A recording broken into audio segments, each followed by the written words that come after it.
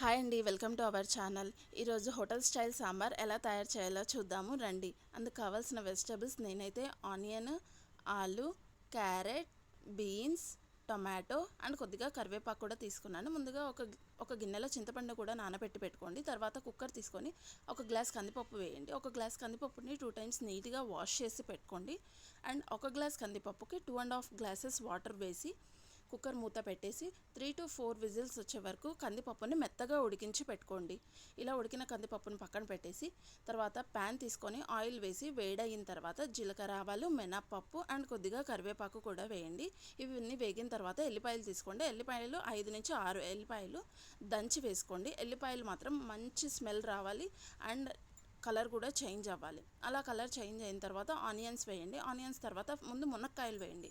ఎందుకంటే మునక్కాయలు మగ్గడానికి టైం పడుతుంది.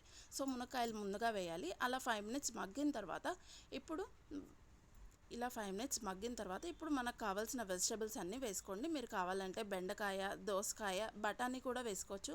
సాంబార్లో బఠానీ వేస్తే మంచిగా సాంబార్ తినేటప్పుడు తగులుతూ ఉంటాయి. నా దగ్గర బఠానీ లేవు కాబట్టి వేయలేదు.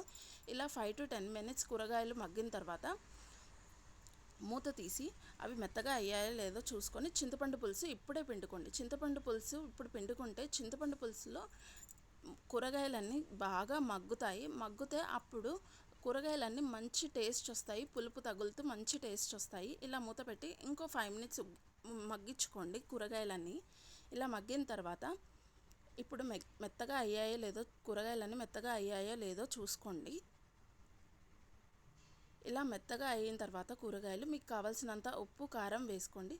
కారం 1 టేబుల్ స్పూన్ కారం, మీకు రుచికి సరిపడా ఉప్పు అండ్ కొద్దిగా పసుపు, 1 టేబుల్ స్పూన్ ధనియాల పొడి and 1 table spoon sambar masala పొడి. మీకు ఏది కావాలంటే అది వేసుకోవచ్చు. బయట దొరికేదైనా వేసుకోవచ్చు, మీరు ఓన్గా ప్రిపేర్ చేసుకుందైనా వేసుకోవచ్చు. అలా 5 మినిట్స్ అన్ని కూరగాయలకంతా కారం బాగా పట్టాలి.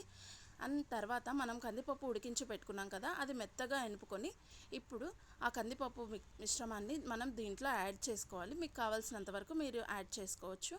అండ్ మనం ఈ టైంలో హై ఫ్లేమ్ పెట్టుకొని బాగా ఉడికించుకోవాలి సాంబార్ని. అండ్ మీకు సాంబార్ ఎంత చిక్కగా కావాలో అంత చిక్కగా చూసుకోండి. నేనైతే 1.5 గ్లాస్ వాటర్ పోసాను. మీకు ఎంత కావాలో అంత వేసి ఉడికించుకోండి. ఇలా సాంబార్ హై ఫ్లేమ్లో పెట్టి ఉడికించుకోవాలి. సాంబార్ బాగా ఉడికిన తర్వాత కూరగాయలన్నీ మగ్గాయో లేదో చూసుకోండి. అండ్ ఈ టైంలో మీకు ఏదైనా సరిపోకపోతే వేయండి. కారం కానీ ఉప్పు కానీ నాకైతే అన్నీ సరిపోయాయి. లాస్ట్లో కొద్దిగా బెల్లం కూడా యాడ్ చేసుకోండి. బెల్లం క్లిప్ మిస్ అయింది. అండ్ బెల్లం, కొత్తిమీర అండ్ లాస్ట్లో 1 టేబుల్ స్పూన్ ఆఫ్ నెయ్యి వేసుకోండి.